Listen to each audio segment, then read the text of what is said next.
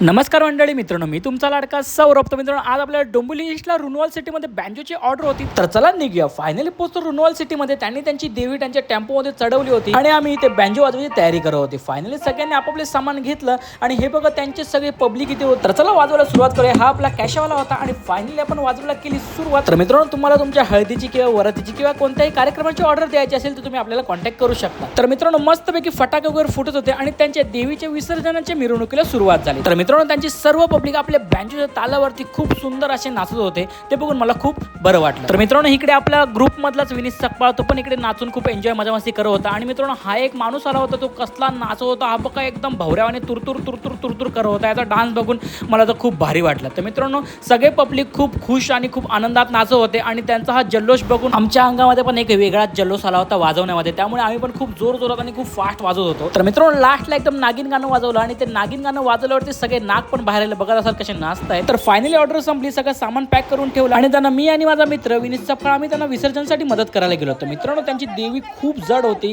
अक्षरशः टेन्शन आलं होती काय होईल काय नाही. तर मित्रांनो, आंबे वाते की जय बोलत मस्तपैकी त्यांची देवी वगैरे विसर्जन केली आणि आमचं सगळं सामान वगैरे टेम्पोमध्ये टाकलं आणि आम्ही पण टेम्पोमध्ये चढलो आणि निघालो मंडप जवळ. तर मित्रांनो, बाकीचे पब्लिक रिक्षाने येत होते आणि फायनली पोहोचलो आम्ही. तर मित्रांनो, बंगाली लोक खूप चांगले असतात. त्यांनी आमच्यासाठी जेवणाची सोय केली होती. जेवलो आणि निघालो. तुम्हाला जर आजचा ब्लॉग आवडला असेल तर प्लीज शेअर आणि लाईक आणि फॉलो करा. बाय.